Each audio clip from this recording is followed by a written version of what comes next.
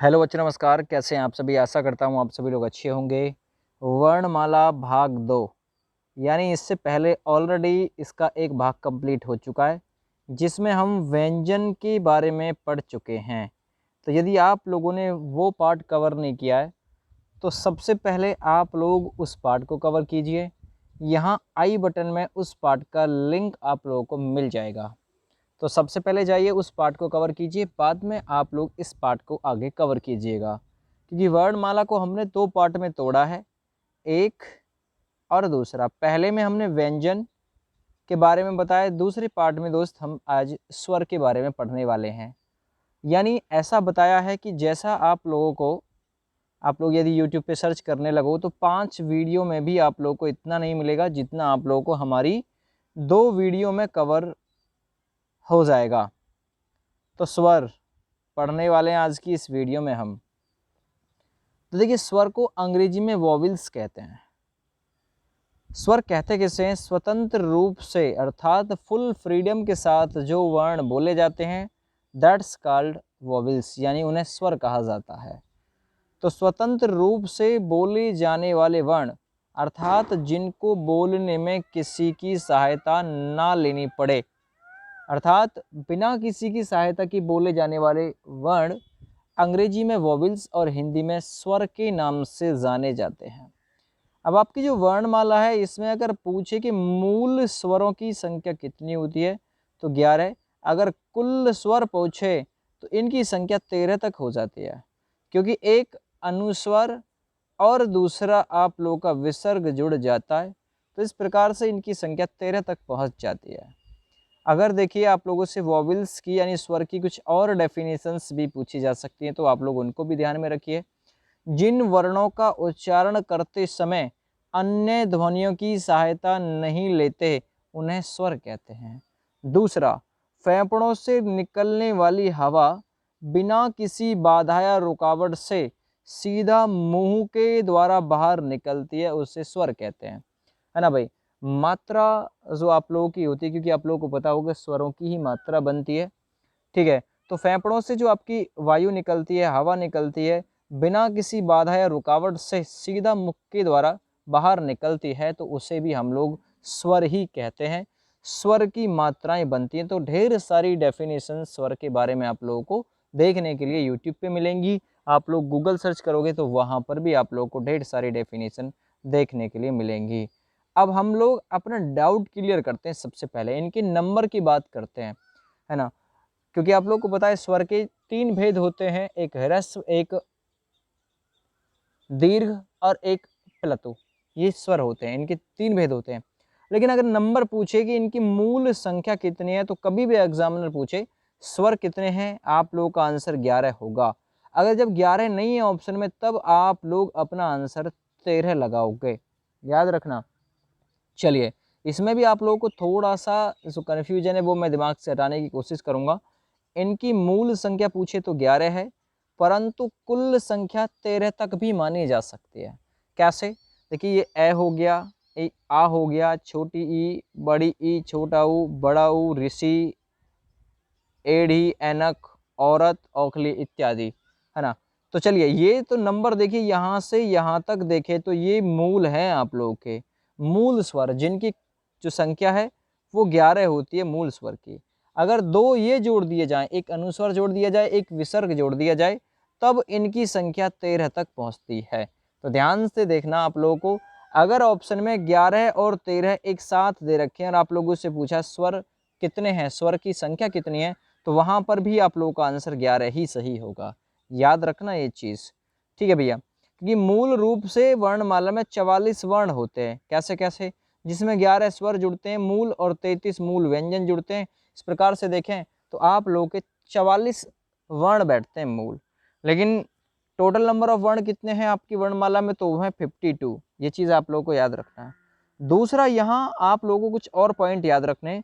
उच्चारण के आधार पर स्वर पूछे तो संख्या होती है 11, और मात्रा के आधार पे स्वर पूछे तो उनकी संख्या होती है 10। क्योंकि ए एक ऐसा स्वर है जिसकी कोई मात्रा नहीं बनती।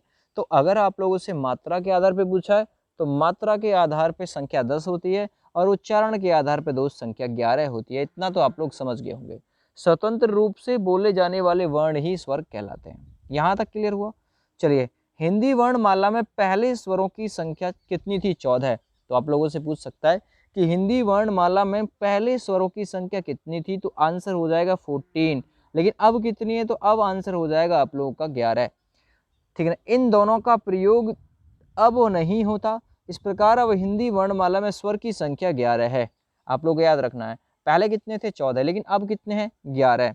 चलिए, 11 एक बार फिर से आप लोग देख लीजिए, 13 एक बार फिर से देख लीजिए। मैं बार बार आप लोगों को ये चीज़ कवर कराने की कोशिश कर रहा हूँ।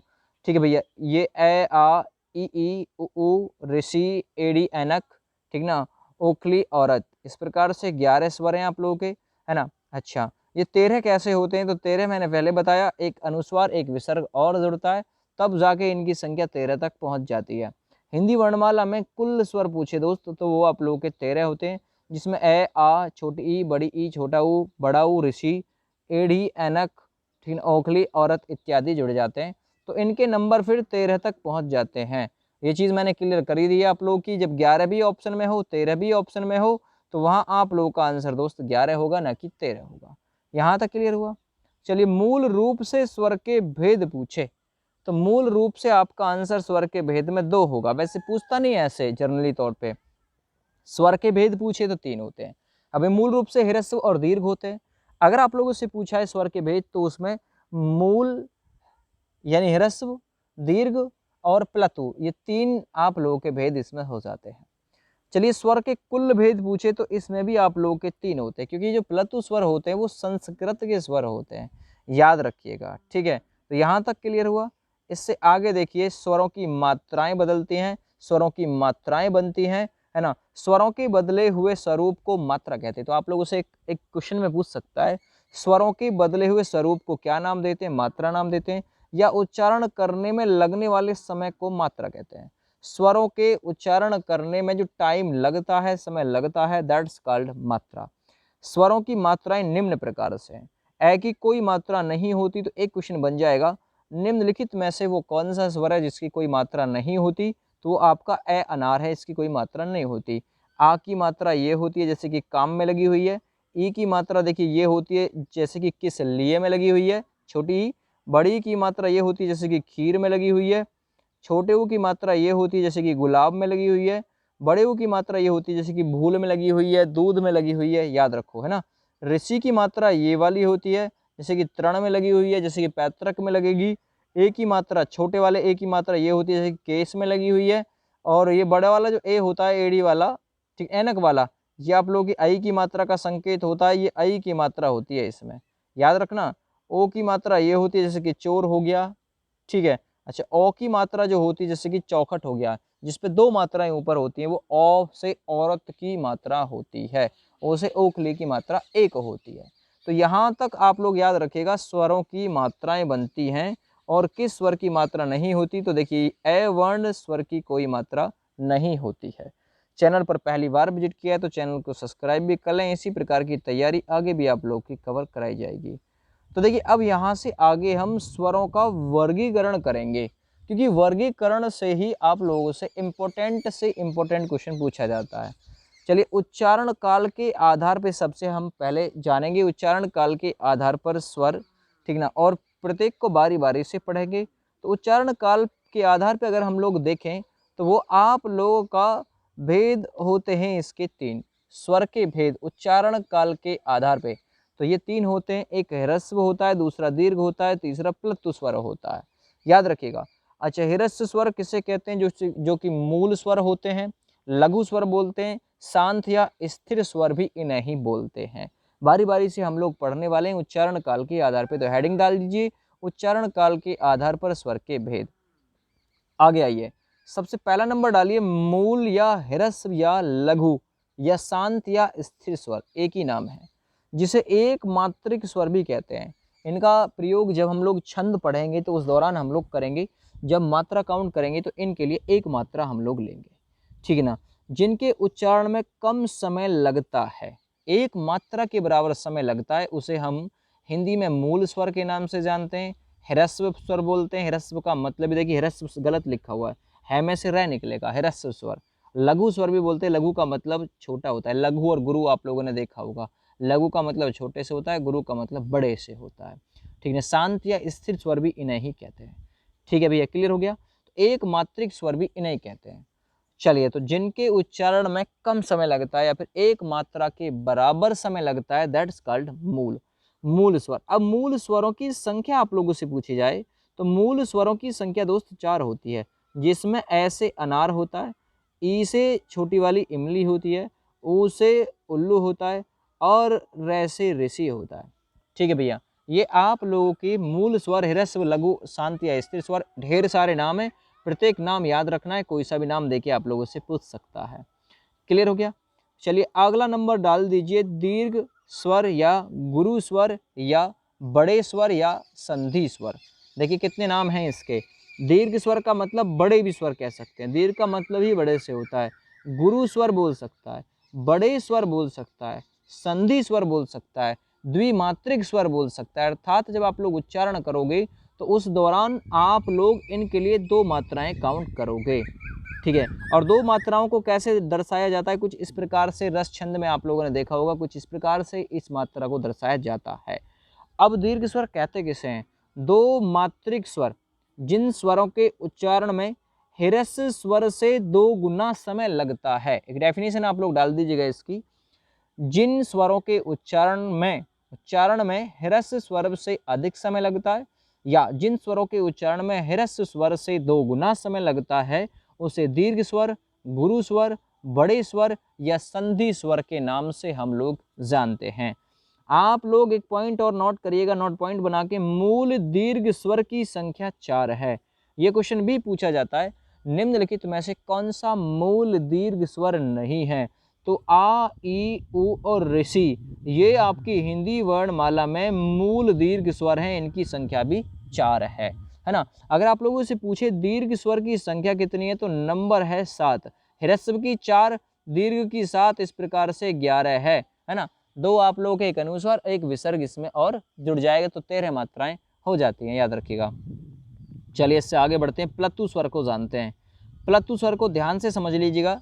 देखिए, जिन स्वरों के उच्चारण में सबसे अधिक बल लगता है या सबसे अधिक समय लगता है, या आप लोग इसे कह सकते हैं त्रिमात्रिक स्वर। त्रिमात्रिक स्वर है ना भाई, याद रखो। तो प्लतु स्वर किसे कहते हैं? जिन स्वरों के उच्चारण में सबसे अधिक समय लगता है, सबसे अधिक बल लगता है, उसे प्लतु स्वर कहते हैं। प्राय इनका प्रयोग दूर से बुलाने, पुकारने या चिंतन मनन करने में किया जाता है।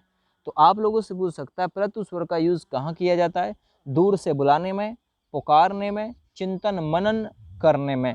जैसे कि देखिए यहाँ पर लिखा हुआ आ, इस प्रकार से ओम, ये राम, ये इस प्रकार से, और ये इसकी निशानी है कि ऐसा जरूर आप लोगों को देखने के लिए मिलेगा प्लतु स्वर में, क्योंकि ये संस्कृत के हैं भाई। इनकी कोई निश्चित संख्या नहीं होती, किंतु कुछ भाषाविद इनकी संख्या 8 निर्धारित करते हैं। तो आप लोगों से पूछ सकता है कुछ भाषाविदों के अनुसार प्लतु स्वर की संख्या कितनी है? तो 8 है। किस लिए प्रयोग किया जाता है? चिंतन मनन इत्यादि में, पुकारने बुलाने में इनका प्रयोग किया जाता है इत्यादि, आप लोग देखिएगा। अच्छा, पहचान देखिए, इनमें ये वाला चिन्ह आप लोगों को कॉमन सा है, देखने के लिए मिलेगा ये वाला। वे संस्कृत के शब्द तथा जिनमें ये आप लोग को मिलेगा है ना, का प्रयोग हिंदी में होता है। अगर ये है, आप लोग ये चीज़ देखिए, ये संस्कृत में यूज़ होगा और हिंदी में इसका प्रयोग हुआ, आप लोग देखिएगा। पहचान है ये प्लतु स्वर की, जिनमें ये वाला चिन्ह आता है वो संस्कृत के शब्द हैं, तथा जिनमें ये वाला चिन्ह आता है ना, है प्लतु स्वर के अंतर्गत ही, लेकिन वो हिंदी के शब्द, यानी हिंदी के शब्द हैं, याद रखिएगा। इसे त्रिमात्रिक स्वर भी कहते हैं। प्लतु स्वर मूल रूप से संस्कृत के स्वर हैं, ये हिंदी के स्वर नहीं हैं। ये हिंदी में केवल त्रिमात्रिक के रूप में प्रयोग में होते हैं, इसलिए हमने इन्हें हिंदी में भी मान्यता दे रखी है ना। हम देखिए, हम तो कौन है खेल हिंदी में इन्हें मान्यता देने वाले, मान्यता हिंदी भाषा विज्ञान की तरफ से इन्हें प्रोवाइड कर रखी है।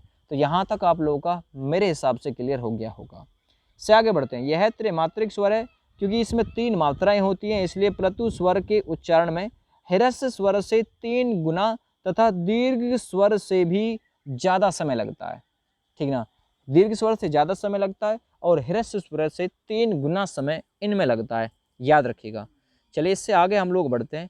अगला देखिए, जिह्वा की सक्रियता के आधार पे, यानी आपकी जो जीभ है उसके हिसाब से, या जीभ के प्रयोग के, या जिह्वा की आड़ी स्थिति के आधार पे, या फिर प्रयत्न के आधार पे। तो ये 3 भेद होते हैं। किसी भी प्रकार से पूछ सकता है, आप लोगों से पूछ सकता है जिह्वा की सक्रियता के आधार पे, या आप लोगों को ये पूछ सकता है कि जीभ के आधार पे, जिह्वा के आधार पे, क्योंकि 3 आधार होते हैं, एक अग्र, एक मध्य और एक पश्च, है ना।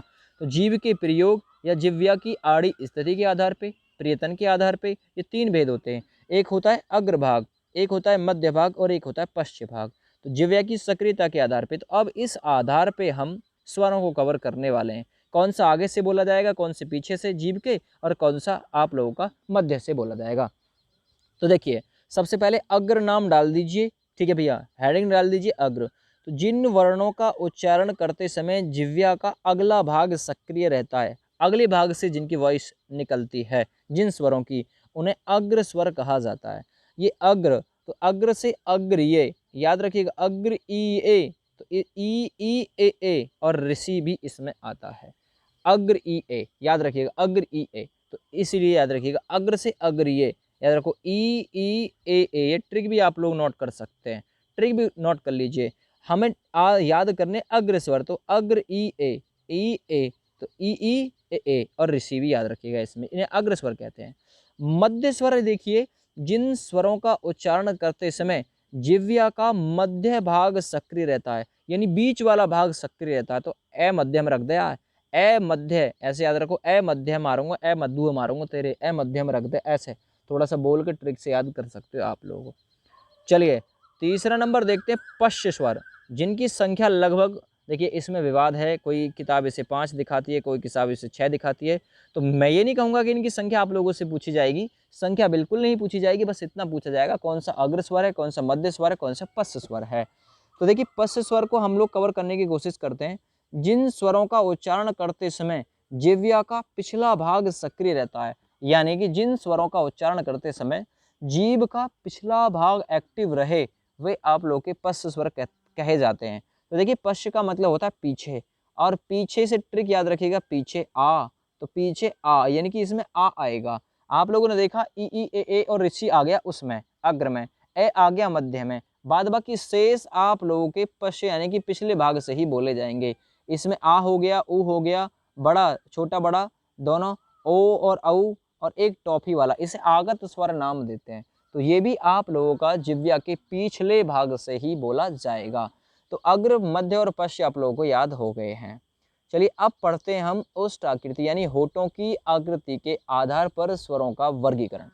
तो देखिए होठों की आकृति के आधार पर स्वरों का वर्गीकरण हम लोग निम्न प्रकार से करेंगे, हम लोग पढ़ने वाले हैं, है ना। 2 भेद होते हैं, एक होता है वृत्ताकार या वृत्तमुखी, या जिसे वृत्ताकार स्वर के नाम से जानते हैं, एक आवृत्तमुखी होता है जिसे आवृत्तकार स्वर भी नाम देते हैं। तो इनका नाम भी थोड़ा बहुत जो है आगे पीछे करके आप लोगों को मतलब थोड़ा सा एडिट करके भी दे सकता है। वृत्ताकार या जिसे वृत्तीय स्वर बोल सकते हैं, ठीक है भैया। एक होता है आवृत्ताकार, आवृत्ताकार का मतलब जिसमें वृत्त की आकृति नहीं बनेगी, यानी गोल आकृति नहीं बनेगी, और वृत्ताकार का मतलब वृत्ति बन जाएगी, यानी कि गोल आकृति बन जाएगी। तो आप लोग इसे थोड़ा सा याद करके मतलब रटने की कोशिश करिएगा। सबसे पहला नंबर डाल दीजिए आवृत्तमुखी स्वर। आवृत्तमुखी स्वर, जिन स्वरों का उच्चारण करते समय होठ गोल नहीं होते, देखिए आवृत है ना, आवृत यानी कि दिख रहा है, ठीक है, आवृत में, पर वो मना कर रहा है कि मैं नहीं आ रहा, आवृत में मैं नहीं आ रहा, आवृत। और एक है व्रत, तो व्रत का मतलब गोल आकार हो गया, एक है आवृत, तो आवृत का मतलब स्पष्ट हो गया कि गोल आकार नहीं होगा। तो जिन स्वरों का उच्चारण करते समय होठ गोल नहीं होते उसे आवृत्ताकार स्वर कहते हैं। और आवृत्ताकार की ट्रिक आप लोग याद रखनी, आ से आ, है ना, आ ई ए जी, आ ई ए जी, यानी कि ए आ ई ए और ऋषि, आइए जी आइए जी आइए जी, है ना। ऋषि को देख के क्या कहा, आइए जी, आवृत आवृत आइए जी, तो ए आ ई, है ना, ए आइए आइए ऋषि जी, आइए ऋषि जी, ऐसे याद रख लीजिए, आइए जी ऋषि जी। ऐसे ट्रिक से जोड़ के याद करोगे इन्हें, वैसे आप लोगों को याद होना बहुत मुश्किल हो जाएगा भाई। चलिए वृत्तमुखी स्वर डाल दीजिए अब आप लोग हेडिंग डाल के, जिन स्वरों का उच्चारण करते समय होठ गोल ना हो, या होठ गोल ना हो तो आवृत्त है, लेकिन जिन स्वरों का उच्चारण करते समय होठ गोल हो जाते हैं उसे वृत्ताकार कहते हैं। यानी कि वृत्त के आकार का वृत्ताकार, और एक आवृत्ताकार यानी कि वृत्त के आकार का नहीं होता है ना। तो देखिए वृत्ति से, देखिए वृत्ति से आप लोग याद रखिए वृत्ति वो नो, तो वो नो यानी कि देखिए वैसे वृत्ति ऊ आएगा इसमें, ऊ ऊ नो ओ ओ, और एक टॉफी वाला आ आएगा। तो वृत्तमुखी की है वूनो वूनो वूनो, वृत्तमुखी आवृतमुखी। आवृत की है आइए जी, ऋषि जी आइए ना, इस प्रकार से। और वूनो यानी कि वृत्ति वृत्ति वूनो, ऐसे याद रखो। ओ और आ टॉफी वाला, ये आप लोगों का आएगा वृत्तमुखी स्वर की कैटेगरी में। इसमें हम लोग आगे बढ़ते हैं। अब हम लोग आगे बढ़ने की कोशिश करते हैं, जैसे कि तालु या मुख आकृति के आधार पर स्वरों का वर्गीकरण, या जिह्वा की खड़ी स्थिति या मुख द्वार खुलने या बंद होने के आधार पे। तो कोई सा भी पूछ सकता है, या तो तालु की मतलब आधार पे, या फिर मुख आकृति के आधार पे स्वरों का वर्गीकरण, या जिह्वा की खड़ी स्थिति या मुख द्वार खुलने या बंद होने के आधार पे। तो इसमें आप लोग के 4 नंबर आएंगे। कौन कौन सा? एक विवृत स्वर आएगा, एक अर्धविवृत आएगा, एक संवृत आएगा, एक दो अर्ध संवृत आएगा, है ना। तो अब हम लोग विवृत पढ़ेंगे पहले, फिर अर्धविवृत पढ़ेंगे, फिर संवृत पढ़ेंगे, फिर अर्ध संवृत हम लोग इसमें पढ़ने वाले हैं। और आप लोग हेडिंग को थोड़ा सा ध्यान से डाल के देखिएगा भाई। मैं पूछ सकता हूँ मुख आकृति के आधार पर स्वर का वर्गीकरण कितने प्रकार से किया जा सकता है, तो आप लोगों का आंसर होना चाहिए सर 4 प्रकार से कर देते हैं, है ना। इस प्रकार से जिह्वा की खड़ी स्थिति या मुख द्वार खुलने या बंद होने के आधार पे, तो स्वरों का वर्गीकरण हम लोग 4 प्रकार से कर देते हैं, याद रखना। चलिए सबसे पहले आप लोग डाल दीजिए इसमें, हम पढ़ेंगे सबसे पहले संवृत और अर्ध संवृत को। कोई सा भी आगे पीछे हो सकता है, डजेंट मैटर, लेकिन पढ़ना है आप लोगों को, है ना। चलिए संवृत यानी कि सव्रत, व्रत के साथ।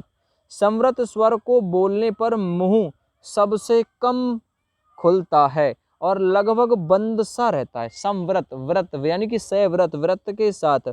तो व्रत के साथ रहेगा तो भाई बंद ही रहेगा, बिल्कुल व्रत के साथ, व्रत के जैसा रहेगा। तो संवृत स्वर को बोलने पर मुंह सबसे कम खुलता है, लगभग बंद रहता है दोस्त। जैसे कि उ ऊ, देखिए ई ई, उ ऊ ई अगर बोला आपने तो आप लोगों ने देखा कि बिल्कुल खुला ही नहीं है मुंह। संवृत स्वर यानी सव्रत, व्रत के जैसी आकृति देखिए, और ऊ में भी और इसमें भी व्रत के जैसी आकृति स्पष्ट आप लोगों को दिखाई दे रही है। सव्रत यानी व्रत बनता हुआ दिखाई देगा आप लोगों को। चलिए अर्ध संवृत डाल दीजिए भाई। अर्ध संवृत इन स्वरों को बोलने पर मुख संवृत स्वर को बोलने से खुलने वाले मुख से थोड़ा सा ज्यादा खुल जाता है, ये अर्ध संवृत है। यानी कि आधा संवृत, संवृत में तो लगभग बंद रहता है, लेकिन अर्ध में थोड़ा सा हल्का सा खुल जाएगा, थोड़ा सा, है ना। तो इन स्वरों को बोलने पर मुख संवृत स्वर को बोलने से खुलने वाले मुख से थोड़ा ज्यादा खुल देता है। जैसे कि इसमें कहा था ओ, यानी कि इसमें अर्ध संवृत में आता ओ, है ना भाई, ओ। ऐसे देखिए ओ अर्ध है ना, अर्ध, अर्ध का मतलब आधी, है ना। ओए आधी सी, इसमें ओ आता है और एक आता है ए, ओ और ए आता है इसमें, ओए आधी सी, ओए आधी सी, तो आधी सी ऐसे याद रखो। संवृत है ना, ओए आधी सी, सी से संवृत, ओए अर्ध, अर्ध का मतलब आधी, तो आधी, और ओ ए यानी कि ओ और ए आएगा, ओए आधी सी। तो याद रखो संवृत, अर्ध संवृत, है ना भाई, ओए आधी सी, इससे याद रखिएगा ट्रिक से जोड़ के। चलिए विव्रत पे आ जाते हैं, विव्रत। तो देखिए विव्रत का मतलब क्या होता है? विव्रत, व्रत मतलब विव्रत स्वर को बोलने पर मुख सर्वाधिक खुलता है। विव्रत वायु व्रत की तरह खुलेगा, है ना, वायु व्रत की तरह खुल रहा मुख। कैसा है? विव्रत स्वर को बोलने पर मुख सबसे ज्यादा खुलता है, जैसे कि आ बोल के देखो मुख सबसे ज्यादा खुलेगा। तो विव्रत स्वर मात्र एकमात्र स्वर है, वो है आ, ध्यान से देखिएगा। अर्ध विव्रत, तो अर्ध विव्रत स्वर को बोलने पर मुख विव्रत स्वर से थोड़ा सा कम खुलता है। तो देखिए विव्रत में सबसे ज्यादा खुलता है, संवृत में लगभग बंद रहता है, अर्ध संवृत में संवृत से थोड़ा सा ज्यादा खुल जाता है, और अर्ध विव्रत में जो आप लोगों का विवृत में खुलता है उससे थोड़ा सा कम हो जाता है ना, यानी आधा खुलता है। जैसे कि ए ओ, ए और औ इत्यादि आएंगे आपके अर्ध विवृत में। ध्यान से देखनी ये चीजें बिल्कुल ये मान के चलिएगा बेशकीमती चल रही हैं, इसमें बहुत ही महत्वपूर्ण ये चीजें आप लोगों के लिए रहेंगी। क्लियर हो गया यहाँ तक? चलिए बहुत बढ़िया। उच्चारण स्थान के आधार पर स्वरों का वर्गीकरण करते हैं। उच्चारण मैंने आप लोगों को इससे पहले पार्ट में भी करके बता दिया था कि कंठे में कौन कौन से व्यंजन आएंगे और कंठे में कौन कौन से स्वर आएंगे। ये चीज़ मैंने पहले ही आप लोगों को एक्सप्लेन कर दी थी। कंठे में अगर स्वर पूछे तो ये आते हैं दोनों, है ना। अगर आप लोगों से व्यंजन पूछे, कंठे व्यंजन पूरा का पूरा क वर्ग आता है, क, ख, ग, ये मैं बन गया है ग है, जबकि ग, घ और एक ण आता है, इसके साथ साथ में है भी आता है और इसके साथ साथ में ये विसर्ग भी आता है। अगर व्यंजन पूछे तो ये भी आते हैं। मूर्धन्य स्वर, तो मूर्धन्य स्वर होता है ऋषि, तो ऋषि था टर, यानी कि पूरा का पूरा ट वर्ग, ट, ठ, ड, है ना, ये वाला ट, ठ, ड, ये वाला ढ, ये वाला, है ना। इसके साथ साथ हम उच्छिप्त भी आ जाएंगे, है ना, और एक ण भी आएगा, ये वाला याद रखो। तालव्य स्वर कौन से होते, तालू में लगी थी चम्मच, आवाज आई ई, तो यस आई ये और से, इसके साथ साथ में पूरा का पूरा च वर्ग आता है। ओष्ठ स्वर कौन कौन से होते हैं दोस्त, ओष्ठ है यानी कि जिनके होठों की आकृति बिल्कुल गोलाकार होती है, यानी कि होठों से जो बोले जाते हैं उ बोले जाते हैं, दोनों स्वर छोटा ऊ और बड़ा ऊ, ये ओष्ठ स्वर कहलाते हैं। अब ओष्ठ में आपका आता है पूरा का पूरा पै वर्ग, होठ पे किस की थी, है ना, होठ पे किस की थी, याद होगा आपको, ट्रिक मैंने बताई थी। तो पूरा पूरा पै वर्ग, पै, फै, बै, भै और मैं, इसके साथ साथ में दोनों स्वर आते हैं। कंठोष्ठ पूछ सकता है, कंठोष्ठ कौन कौन से हैं, तो ये आप लोग देखिए, कंठोष्ठ ओ, कंठोष्ठ स्वर कौन कौन से, एक ओ, तो कंठो ऐसे देखिए, कंठो तो ओ इस प्रकार से याद रखिएगा, है ना। चलिए कंठ तालव्य ए होते हैं, कंठ तालव्य स्वर में ए आप लोगों के आते हैं। कंठ से ताल लोगे ना तो रागनी सी गाओगे ना, ए ऐसे तो गाओगे, तो कंठ तालव्य, इस प्रकार से आप लोग इसे थोड़ा सा जोड़ के याद कर सकते हो दोस्त। चलिए अनुनासिक आप लोगों से पूछ सकता है दोस्त, अनुनासिक कौन कौन से हैं। अनुनासिक यानी नाक के साथ में वॉइस निकलेगी, अनु का मतलब होता है साथ में, यहाँ मुख और नाक दोनों से वॉइस निकले तो ये रहे आपके, जिसके ऊपर आप लोग पूर्ण चंद बिंदु देखोगे तो वही आप लोगों का अनुनासिक होगा। अगर एक बिंदु देखोगे तो इसे अनुस्वर नाम हम लोग देते हैं, अनुस्वर याद रखिएगा। जैसे कि अंक लिखते हैं, रंक लिखते हैं, लेकिन जैसे ही 5 लिखेंगे, 5 तो उसमें इस प्रकार की बनेगी, यानी कि इसे पूर्ण चंद बिंदु नाम हम लोग देते हैं और इसे अनुनासिक स्वर की कैटेगरी में रखते हैं और इसे इसका प्रतीक चिन्ह आप लोग का ये होता है। ठीक है भाई, क्लियर हो गया। अब देखते हैं मात्रा या उच्चारण काल के आधार पे, ठीक ना। देखिए मात्रा या उच्चारण काल के आधार पे, कभी आप लोग पिछले वाले से इसे रिलेट करने लगो। ये उच्चारण काल का मतलब होता है समय, है ना, उच्चारण में लगने वाला समय, अर्थात मात्रा के आधार पर स्वरों के प्रकार। तो एक होता है ह्रस्व जिसे लघु स्वर कहते हैं और एक होता है दीर्घ जिसे गुरु स्वर कहते हैं। तो मात्रा या उच्चारण काल के आधार पे स्वरों के अगर भेद पूछे तो दोस्त आप लोगों को 2 मिलेंगे, एक ह्रस्व और एक दीर्घ। चलिए मूल स्वर पढ़ लेते हैं, जिसे हम लोग ह्रस्व स्वर के नाम से जानते हैं, जिसे हम लोग लघु या शांत स्वर या स्थिर स्वर के नाम से भी जानते हैं, और पहले हम लोग इसको अभी पढ़ भी चुके हैं। एक मात्रिक स्वर भी इन्हें कहते हैं जिनके उच्चारण में बहुत कम समय लगता है। ये रहे आपके मूल, या आप लोग ह्रस्व स्वर भी नाम दे सकते हैं, शांत या स्थिर स्वर भी नाम दे सकते हैं, या लघु स्वर भी नाम दे सकते हैं। लघु का मतलब छोटे से होता है, गुरु का मतलब दोस्त बड़े से होता है। मात्रा काउंट करते समय इनकी एक मात्रा, जिन स्वरों के उच्चारण में एक मात्रा के बराबर समय लगे, एक मात्रा थोड़ा कम भी लग सकता है उससे, तो उसे हम लोग मूल स्वर नाम देते हैं। दूसरा नंबर दोस्त दीर्घ स्वर। दीर्घ स्वर जिसे हम लोग बड़े स्वर बोलते हैं, जिसे हम लोग गुरु स्वर बोलते हैं, द्विमात्रिक स्वर बोलते हैं, संधि स्वर बोलते हैं। तो 2 मात्रिक स्वर, जिन स्वरों के उच्चारण में ह्रस्व स्वर से 2 गुना समय लगता है, ह्रस्व स्वर से अधिक समय लगता है, तो उसे हम लोग क्या नाम देते हैं, बड़े स्वर, गुरु स्वर, संधि स्वर, दीर्घ स्वर नाम देते हैं। इनकी संख्या 7 होती है, मूल स्वर की संख्या 4 होती है। तो इस प्रकार से जोड़ोगे 7 4 कितना हो जाएगा दोस्त, 11 संख्या हो जाती है स्वर की। तो आप लोग देख लीजिए, ये रहे आपके सामने दीर्घ, संधि स्वर या बड़े या गुरु स्वर, आ, बड़ी ई, बड़ा ऊ, एढ़ी, ऐनक, औरत, औखली इत्यादि। आगे देखिए, योग, व्युत्पत्ति, श्रोत्र, उत्पत्ति, रचना, बनावट के आधार पर स्वर के भेद। ठीक है भैया, चलिए अगर आप लोगों से संख्या पूछे ना इनकी, तो इनकी कुल संख्या 11 है स्वर की। हिंदी वर्णमाला में व्युत्पत्ति या श्रोत्र या बनावट के आधार पर स्वरों को 2 भागों में विभाजित किया जाता है। आप लोगों से योग के आधार पे पूछे, आप लोगों से व्युत्पत्ति के आधार पे पूछे, आप लोगों से श्रोत्र के आधार से पूछे, आप लोगों से उत्पत्ति के आधार से पूछे, आप लोगों से रचना के आधार पे पूछे, या फिर आप लोगों को बनावट के आधार पे पूछे। तो मैंने कहा था ना, इतना आप लोगों को किसी की वीडियो में नहीं मिलेगा देखने के लिए, जितना आप लोग का यहाँ पे कवर हो जाएगा। पढ़ना है, बचना नहीं है आप लोगों को। चलिए चलिए, इनकी संख्या कितनी होती है, नंबर है ये, भेद नहीं है, इनकी संख्या 11 होती है। और हिंदी वर्णमाला में व्युत्पत्ति, योग, स्रोत्र, है ना, बनावट के आधार पर इनको दो भागों में बांटा जाता है। एक मूल स्वर जिसे हिरस्य स्वर, शांति या संधि या स्थिर स्वर नाम देते हैं। दूसरा संयुक्त स्वर जिसे संहित स्वर कहते हैं और जिसे हम लोग संधि स्वर के नाम से भी जानते हैं। तो हम लोग ये दो भेद अब हम लोग कवर करेंगे। ठीक है भैया, चलिए मैं आगे बढ़ता हूँ इसी क्रम में। मूल स्वर अभी मैंने बताया, जिन स्वरों की उत्पत्ति किसी अन्य स्वर से नहीं होती उसे मूल स्वर नाम देते हैं। इनकी संख्या 4 है। एक और भेद और एक और परिभाषा इसकी लिख लीजिए मूल स्वर की, जिन स्वरों की उत्पत्ति किसी अन्य से नहीं होती, अर्थात ठीक ना, अर्थात वो स्वयं ही बनते हैं, स्वयं ही बनते हैं। ए, ई और ऋषि, याद रखो। जो जिन स्वरों की उत्पत्ति किसी अन्य से नहीं होती उन्हें मूल नाम देते हैं, याद रखो। चलिए संधि स्वर देखिए, जिन स्वरों की उत्पत्ति मूल स्वरों की सहायता से होती है ना भाई, उसे संधि स्वर नाम देते हैं। इनकी संख्या 7 है। संधि स्वर 2 प्रकार के होते हैं, दोनों ही प्रकार आप लोगों को देखने के लिए मिलेंगे इसमें। एक दीर्घ स्वर होता है, दूसरा आप लोग का दोस्त संयुक्त स्वर होता है। ये भी आप लोग याद रखिएगा, ये संधि स्वर होते हैं। ठीक है ना, जिन स्वरों की उत्पत्ति मूल स्वरों से होती है उसे संधि स्वर कहते हैं। ठीक है ना, इनकी संख्या 7 है। संधि स्वर 2 प्रकार के होते हैं, एक दीर्घ और एक संयुक्त। अब इसमें आपके आते कौन कौन से हैं, तो एक ये ए आता है, एक आ आता है, और ये नहीं आता इसमें, एक ई आता है ना, एक ए, ये दोनों ये वाले 1 2 3 4 है ना, 5 6 7। ये ग यहाँ गलती से टाइप हो गया क्योंकि ग तो व्यंजन होता है, ये तो स्वर होता ही नहीं है, तो इनकी संख्या 7 होती है। अब इसमें देखिए दीर्घ स्वर में कौन कौन से आप लोग रखेंगे। हालांकि दीर्घ स्वर में आते सभी हैं लेकिन डिवाइड किए हैं संधि स्वर के अनुसार, है ना, संधि स्वर के अनुसार। ए प्लस ए से बनेगा आ दीर्घ स्वर में, ई प्लस ई जोड़ोगे तो बड़ी ई, ऊ प्लस ऊ जोड़ोगे तो बड़ा ऊ मिल जाएगा, छोटा ऊ।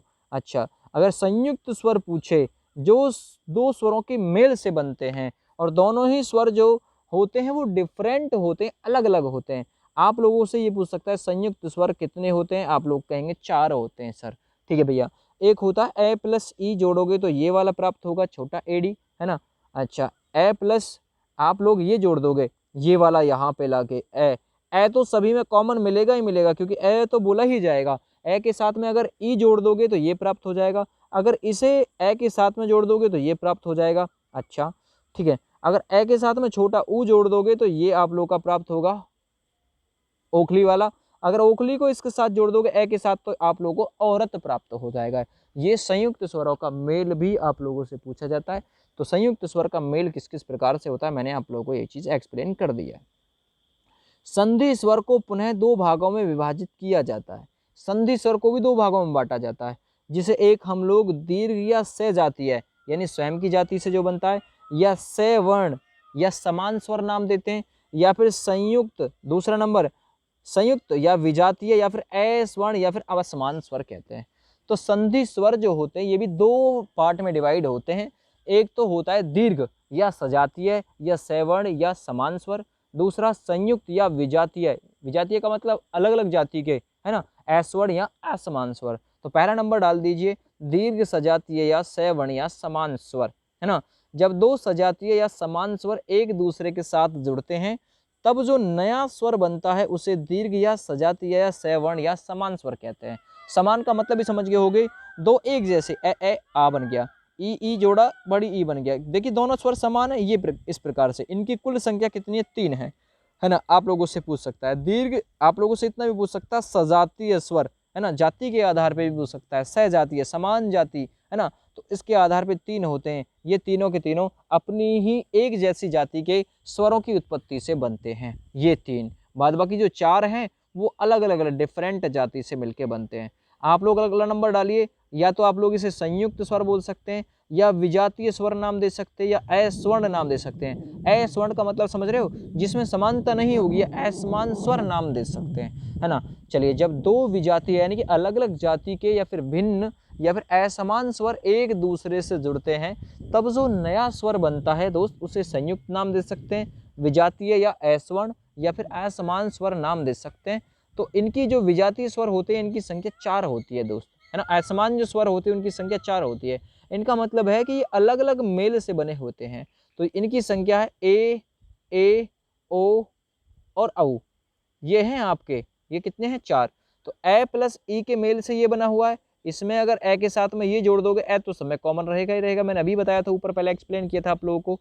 अगर ए के साथ में इसे जोड़ोगे ये प्राप्त होगा। चलिए, ए के साथ में छोटा ऊ जोड़ोगे तो ये प्राप्त होगा। अगर ए के साथ में इसे ही जोड़ दोगे तो आप लोगों को औरत प्राप्त हो जाएगा। तो इस प्रकार से आप लोगों ने देख लिया असमान संयुक्त, है ना, ए मतलब ए वर्ण, क्या नाम देते हैं इसे, ए स्वर्ण।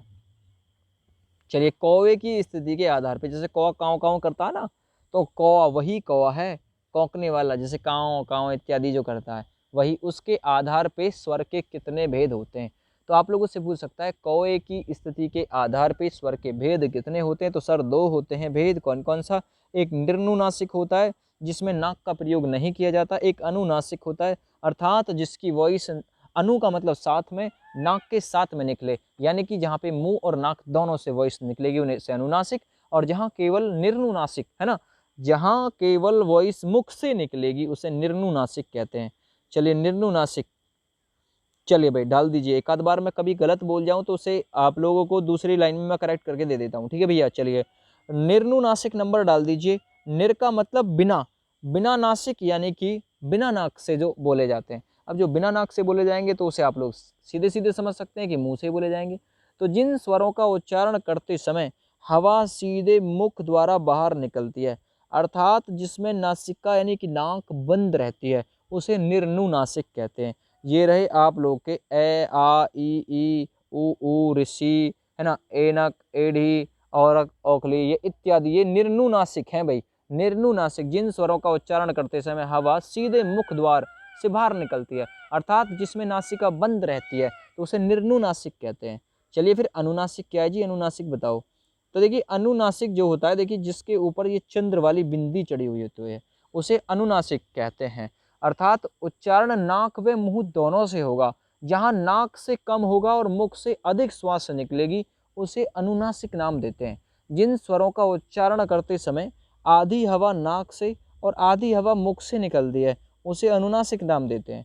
अनुनासिक स्वर चिन्ह जो है, इसका प्रतीक चिन्ह आप लोग का ये है, चंद्र बिंदु। इसे पूर्ण चंद्र बिंदु भी नाम दे सकते हैं।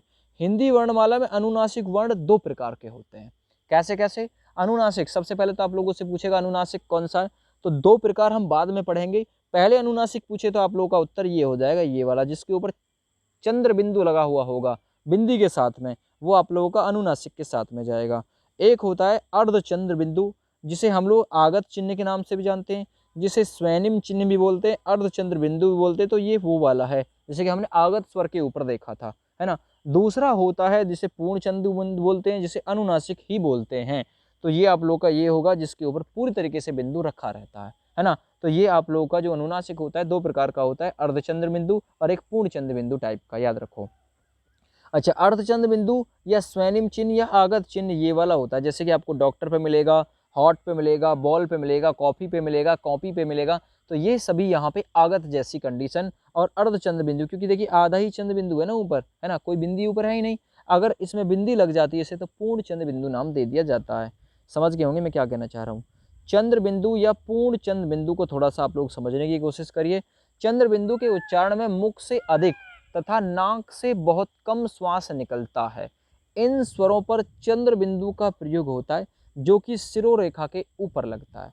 या फिर आप लोग समझिए, जब उच्चारण शुद्ध नासिका हो, जब उच्चारण शुद्ध नासिक हो यानी नाक से हो, वहाँ पर चंद्र बिंदु का प्रयोग करें। जैसे कि वहाँ, जहाँ, हाँ, काइयाँ, इंसा, सांप, है ना, ये देखिए इत्यादि। जैसे कि 5 में लग रहा है ऊ के ऊपर, देखिए ये पूर्ण चंद्र बिंदु है, इसे हम लोग अनुनासिक भी बोल सकते हैं, है ना, अनुनासिक भी बोल सकते हैं, पूर्ण चंद्र बिंदु भी बोलते हैं, इसे याद रखो, है ना। और इसे चंद्र बिंदु भी बोलते हैं, पूर्ण चंद्र बिंदु भी बोलते हैं। और अनुनासिक आप लोगों से पूछे तो अनुनासिक सिंबल भी आप लोगों को यही आंसर के तौर पे देना होगा।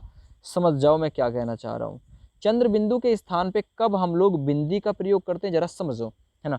जहाँ ऊपर की ओर आने वाली मात्राएं, जैसे कि ई, ये आप लोगों को ये दिखाई दे रही है दोनों प्रकार की, ई, ए, ऐ और ओ और औ आए, वहां पर चंद्र बिंदु के स्थान पर अनुस्वार का ही प्रयोग होता है।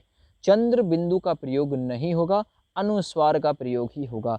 जैसे कि भाइयों, यहाँ ये जो बिंदी लगी हुई है ना, यहाँ पर चंद्र बिंदु नहीं लगे, अनुस्वार का प्रयोग होगा। तो जहाँ पर आप लोग देखें कि ये मात्राएं आ रही हैं, ऊपर की ओर आने वाली मात्राएं आ रही हैं, वहाँ पर चंद्र बिंदु नहीं आएगा, इसके स्थान पे अनुस्वार का ही प्रयोग होगा। ठीक ना भैया। कहीं जैसे कि मैं, है ना, ये इत्यादि जो लिखते हैं, नहीं, भौं भौं इत्यादि, इस नियम के अनुसार ये देखिए, कहीं में ये लगाओगे, कैंचुआ में लगाओगे, सैकड़ा में लगाओगे, आदि शब्द गलत हैं। तो आप लोग एक चीज़ नोट कर लीजिए, चंद्र बिंदु के स्थान पे कब हम लोग बिंदी का प्रयोग करते हैं, जब ये मात्राएं आप लोगों को देखने के लिए मिलें, तो सीधे सीधे आप लोगों को वहाँ चंद्र बिंदु ना लगा के अनुस्वार लगाना है। चलिए भाई, जाति के आधार पे स्वर पढ़ लीजिए। जाति के आधार पे स्वर के दो भेद होते हैं, एक होता है सजातीय और दूसरा विजातीय। ऊपर भी पढ़ चुके हैं आप लोग, एक बार फिर पढ़ लीजिए, अलग अलग से पढ़ लीजिए। सजातीय यानी कि स्वयं की जाति से उत्पन्न संयुक्त स्वर कौन कौन से हैं।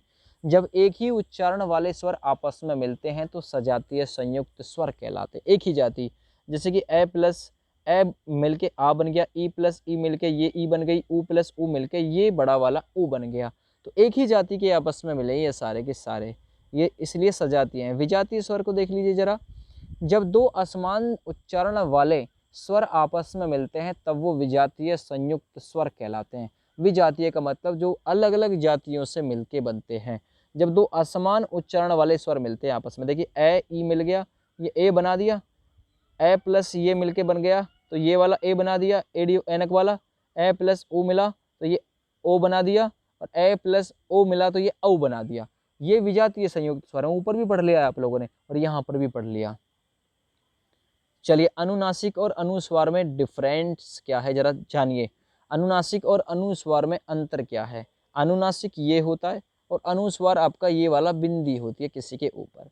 अनुनासिक स्वर है और अनुस्वार मूल रूप से व्यंजन है। तो नोट कर लीजिए, अनुनासिक क्या है, स्वर, और अनुस्वार मूल रूप से व्यंजन है। इनके प्रयोग के कारण कुछ शब्दों के अर्थ में अंतर आ जाता है। जैसे कि हंस, अगर ये बिंदी लगी हुई है तो हंस एक जल पक्षी होगा। अगर हंस के ऊपर देखिए, हंस के ऊपर ये लगा हुआ था, एक हंसने की क्रिया होगा। तो केवल बिंदी अगर लगी हुई है ना, बिंदी, तो ये था हंस, है ना, हंस एक पक्षी का नाम है।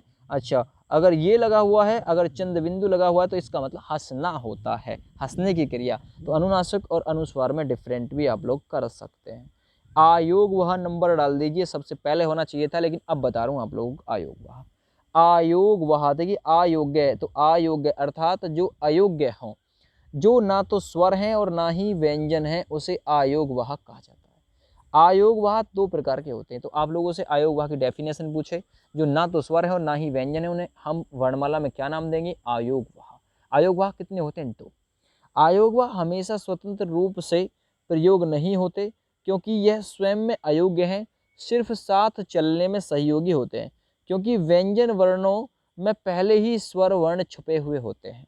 जैसे कि देखिए, कंगना, रंगून, तंदूर इत्यादि, तो ये इनके साथ चल रहे हैं। ये आयोगवाह कौन सा है, ये आपका, ये रहा आपका अनुस्वर है, ये जो ऊपर बिंदी लग रहा है।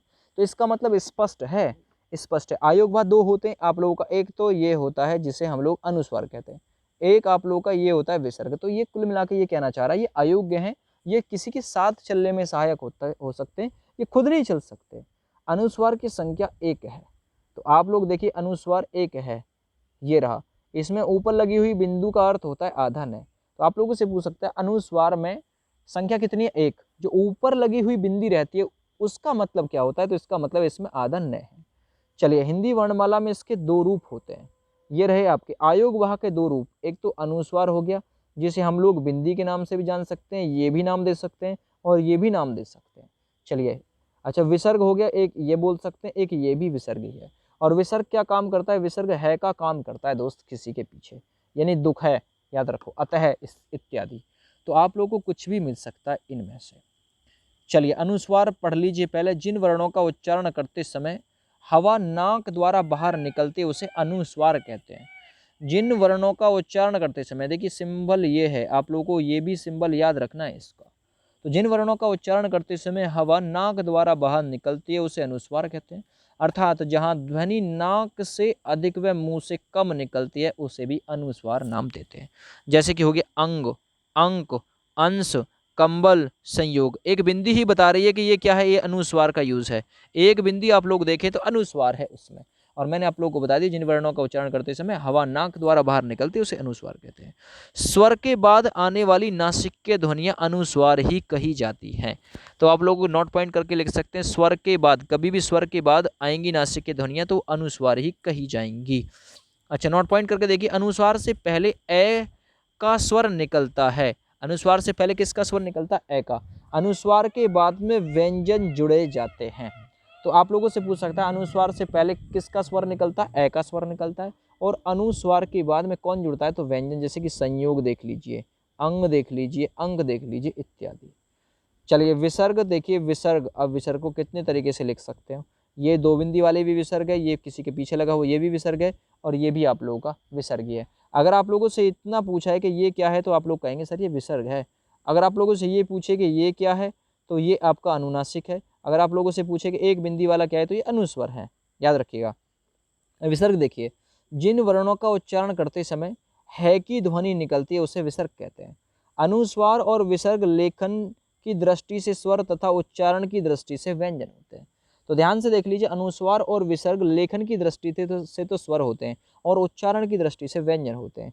इन दोनों का योग ना तो स्वर के साथ होता है और ना ही व्यंजन के साथ होता है, इसलिए इन्हें अयोग्य कहा जाता है। फिर ये एक अलग अर्थ का वहन करते हैं, इसलिए इन्हें अयोग वाहक कहा जाता है। अतः दुख है और प्रात है और स्वत है, ये विसर्ग के एग्जाम्पल है, लेकिन डेफिनेशन बहुत कुछ कह गई है अगर ध्यान से समझा होगा तो। चलिए, विसर्ग प्रयुक्त सभी शब्द जिसमें विसर्ग लगा हुआ होगा वो सभी शब्द संस्कृत अर्थात तत्सम शब्द माने जाएंगे।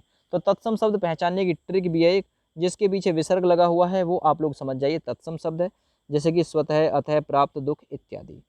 चलिए, आगत स्वर से समझने की कोशिश करिए। आगत स्वर है ना, आगत स्वर आप लोग बोल सकते हैं अर्धचंद्र बिंदु नाम इससे देख सकते हैं, है ना, आगत स्वर बोलते हैं इसे, जिसके ऊपर बिंदी नहीं होती। आगत स्वर में अर्धचंद्र बिंदु होता है, आधा चांद होता है। इन्हें बोलते समय हमारा जो मुख है वो आधा गोल खुलता है, जीभ झटके से हमारे तालु से टकराती है। आगत स्वर अरबी फारसी के प्रभाव से आए हैं। हिंदी की वर्णमाला में इनकी संख्या केवल और केवल एक है। आगत स्वर का उच्चारण आ तथा ओ के बीच से होता है। आप लोगों से पूछ सकते हैं आगत स्वर का उच्चारण कहाँ से होता है? आ तथा ओ के बीच में होता है। ये रहा आप लोगों का आगत स्वर, जैसे कि कॉलेज लिखा हुआ है, डॉक्टर, देखिए आगा डंडा भी है इसमें, कॉलेज, टॉफी, ये देखो आगे डंडा ये वाला है ना, तो इत्यादि। ये आप लोगों को एग्जाम्पल मिलेगा, आप लोगों से पूछेगा कॉलेज में कौन सा स्वर है तो आप लोग कहेंगे आगत स्वर है, क्योंकि ऊपर मात्रा लगी हुई, अर्धचंद्र बिंदु पहचान इसकी होती है। ठीक है, स्वर व्यंजनों का उच्चारण स्थान, है ना, स्वर तथा व्यंजनों का उच्चारण स्थान, है ना। देखो मैंने इससे पहले ही वीडियो में भी आप लोगों को बता दिया है व्यंजनों के बारे में, उनका उच्चारण स्थान। कंठ में पूरा का पूरा क वर्ग आता है, इसके साथ साथ में है भी आता है, इसके साथ में आपका ये भी आता है विसर्ग भी। तो अब मैं स्वरों के बारे में एक्सप्लेन करता हूँ पहले आप लोगों को। ए, आ और ये वाला, ये कंठ स्वर बोले जाते हैं, कंठ। दोनों ई बोले जाते हैं तालव्य स्वर। ऋषि बोला जाता है मूर्धन्य स्वर। दोनों ये उ बोले जाते हैं ओष्ठ स्वर। कल की वीडियो में बताया था, अब भी बता रहा हूँ। ये ए बोले जाते हैं कंठ तालु या कंठ तालव्य स्वर, ए, है ना। वह बोला जाता है दंतोष्ठ। अगर वह ऑप्शन में आप लोगों को नहीं मिलता है तो फिर मिलेगा वफ, वैफ है, वर्फ दांतों पे रखी, वफ दंतोष्ठ, दांत और होठों पे रखेगी, वफ बर्फ रखी दांतों और होठों पे, तो ये हो जाएगा वफ। है को बोलते हैं स्वर यंत्र, कांकल्य बोलते हैं, मैंने आप लोगों को बताया था इसमें, है ना। चलिए, ए को नासिक के, ये वाला जो है नासिक के बोला जाता है, या फिर आप लोग इसे ये नासिक बोल सकते हैं, या फिर आप लोग इसे अनुस्वर नाम देते हैं। ओ बोले जाते हैं कंठस्थ, याद रखो, है ना। चलिए, अनुनासिक कौन सा बोला जाता है? ये वाला, जहाँ नाक और मुख दोनों से वॉइस निकलेगी। और ये जो आपका अनुस्वर होता है इसमें आप लोग बताइए कि केवल और केवल कहाँ से वो वॉइस निकलती है? केवल नाक से वॉइस निकलती है, इसमें नासिक की कैटेगरी में जाता है। संयुक्त स्वर मैंने आप लोगों को ऊपर एक्सप्लेन कर दिए थे, ये एक अलग टॉपिक है संयुक्त का। ए ओ ये संयुक्त स्वर कहे जाते हैं। संयुक्त स्वर दो के मेल से बनते हैं, ये आप लोग देख लीजिए। ए प्लस ई से ये बना है, ए प्लस ए से ये बना है, ठीक है, ए प्लस ऊ से ये बना है, ए प्लस ओ से ये बना हुआ है। आप लोग देखेंगे संयुक्त स्वर की संख्या पूछ सकती है, कौन किसके मेल से बना हुआ है, ये भी आप लोगों से एक्सप्लेन करके पूछा जा सकता है। यहाँ से देखिए, भाषा का निर्माण ध्वनि चिन्हों से होता है। तो आप लोगों से पूछेगा भाषा का निर्माण किससे होता है? ध्वनि चिन्हों से होता है। भाषा की मूल इकाई क्या है? तो भाषा की मूल इकाई कभी पूछे तो वो ध्वनि है, याद रखिएगा। भाषा का अर्थ उच्चारण करने में लगने वाले समय से होता है। तो देखिए भाषा नहीं मात्रा का अर्थ, मात्रा का अर्थ क्या होता है, तो देखिए मात्रा का अर्थ होता है उच्चारण में करने वाले समय या उच्चारण में लगने वाले समय से। आप लोगों से पूछे हिंदी वर्णमाला में कुल स्वरों की संख्या कितनी है, अगर कुल स्वरों की संख्या पूछिए और ऑप्शन में 11 दे रखा है तो सबसे पहली प्रायिकता हमारी 11 के साथ में जाएगी। स्वरों को क्या कहा जाता है, तो देखिए स्वरों को दोस्त अच कहा जाता है। व्यंजन को मैंने लिखवाया था, व्यंजन को हल, स्वरों को अच कहते हैं। मात्रा के आधार पर स्वर के भेद होते हैं आपके 2, ह्रस्व और दीर्घ। हिंदी में ध्वनियों की संख्या कितनी है, तो हिंदी में ध्वनियों की संख्या आप लोगों की 2 है, एक स्वर एक व्यंजन। दीर्घ स्वरों की संख्या कितनी है, 7 है ना। आप लोगों से पूछे मूल स्वरों की संख्या कितनी है, तो दोस्त वो है 4। दीर्घ सजातीय स्वर की संख्या आप लोग की 3 और दीर्घ विजातीय स्वर या फिर आप लोग कहेंगे अलग अलग जाति से जो बनते हैं उनकी संख्या आप लोग की 4 है, याद रखो। चलिए नोट पॉइंट करके एक पॉइंट दिया हुआ है, उच्चारण की दृष्टि से भाषा की लघुत्तम इकाई, उच्चारण की दृष्टि से वो है ध्वनि। अच्छा, लेखन की या प्रयोग की दृष्टि से भाषा की सबसे छोटी इकाई दोस्त वर्ण है, ये नोट पॉइंट भी लिख लीजिएगा। अच्छा अगले देखिए, हिंदी भाषा शब्द की उत्पत्ति संस्कृत में भास धातु से हुई है। तो आप लोगों से पूछ सकता है हिंदी भाषा शब्द की उत्पत्ति संस्कृत के किस शब्द से हुई है, तो भास धातु से हुई है, जिसका अर्थ है बोलना या वाणी की अभिव्यक्ति। आप लोगों से पूछ सकता है ना, हिंदी भाषा शब्द की उत्पत्ति संस्कृत की भास धातु से हुई है, जिसका अर्थ है बोलना या फिर वाणी की अभिव्यक्ति करना। हिंदी भाषा भाषा की सांस्कृतिक एकता, जन जागरूकता एवं सामाजिक संपर्क की भाषा है हिंदी भाषा। इसकी लिपि देवनागरी है। जिस रूप में ध्वनि चिन्ह या वर्ण लिखे जाते उन्हें लिपि कहते हैं। तो आप लोगों से लिपि पूछे ना, तो जिस रूप में ध्वनि चिन्ह या वर्ण लिखे जाते हैं उसे हम लोग लिपि नाम देते हैं। हिंदी भाषा विश्व की समस्त भाषाओं में सर्वाधिक वैज्ञानिक भाषा है, जिसे भारत की राजभाषा का दर्जा प्राप्त है। विश्व की प्रत्येक भाषा की तरह हिंदी भाषा की सबसे सूक्ष्म इकाई वर्ण या लेटर होता है, जिसे एक क्रमबद्ध और व्यवस्थित रूप में लिखा जाता है। श्री कामता प्रसाद गुरुजी ने बाह आधार पर व्यंजन के 2 भेद माने हैं। बाह आधार पर एक अल्प प्राण माना है, एक महाप्राण माना है। ये क्वेश्चन भी इंपॉर्टेंट है। तो श्री कामता प्रसाद गुरुजी ने बाह आधार पर व्यंजन के भेद अल्पप्राण महाप्राण। जब स्वर रहित व्यंजन स्वर सहित व्यंजन से मिलता है तब उसे संयुक्त अक्षर नाम देते हैं, ये भी याद रखिएगा। जब स्वर रहित जिसमें स्वर ना हो और स्वर सहित जिसमें स्वर हो ये व्यंजन मिलता है तो उसे संयुक्त अक्षर नाम देते हैं। पदों का वह समूह जिसके द्वारा हम कोई बात पूरी करते हैं क्या कहलाता है, तो पदों का वह समूह जिसके द्वारा हम कोई बात पूरी करते हैं शब्द कहलाता है। भाषा में स्वतः उच्चारित ध्वनियों को स्वर कहा जाता है, अर्थात जिनके उच्चारण में किसी की हेल्प ना लेनी पड़े तो उन्हें स्वर नाम देते हैं। देवनागरी लिपि में स्वरों की संख्या दोस्त 11 होती है। अच्छा, अनुसर्ग और विसर्ग दोनों स्वर भी हैं और व्यंजन भी हैं। आचार्य किशोरीदास वाजपेयी इन्हें आयोग वह मानते हैं। जो योग न होने पर भी साथ रहें उन्हें आयोग वह कहा जाता है। एक और डेफिनेशन, जो योग न होने पर भी साथ रहें उन्हें आयोग वह कहा जाता है। और अनुस्वार और विसर्ग दोनों स्वर भी हैं और व्यंजन भी। आचार्य किशोरीदास वाजपेयी इन्हें इन्हें आयोग वह मानते हैं। हिंदी वर्णमाला में कुल वर्ण कितने शामिल होते हैं, 52। इनमें 11 स्वर होते हैं, 4 संयुक्त व्यंजन, 4 अंत्यस्थ व्यंजन, 1 अनुस्वार, 4 ऊष्म व्यंजन, 25 स्पर्श, 2 द्विगुण या उच्छिप्त व्यंजन और 1 विसर्ग शामिल है। इस प्रकार से 52 संख्या होती है, जो कि आप लोग देखिए ऐसे ज्ञानी तक लिखा जाता है। इस प्रकार से 52 आप लोगों के होते हैं जो यहाँ आप लोगों के लिखे हुए हैं। तो मैंने इससे पहले पार्ट में आप लोगों को व्यंजन पढ़ाए, इसमें आप लोगों को स्वर के बारे में पूरी डिटेल दे दी है। इससे ज़्यादा वर्णमाला में भाई मुझे नहीं लगता कि कुछ आप लोगों के लिए होगा, जितना भी है उतना आप लोगों को दे दिया है। फिलहाल इस वीडियो को ज़्यादा से ज़्यादा अपने अपने दोस्तों के पास में शेयर करिएगा। इसी प्रकार से प्रत्येक क्लास आप लोगों को कवर करनी है तो आज ही हमारे चैनल के साथ में जुड़ जाइए। जय हिंद, वंदे मातरम।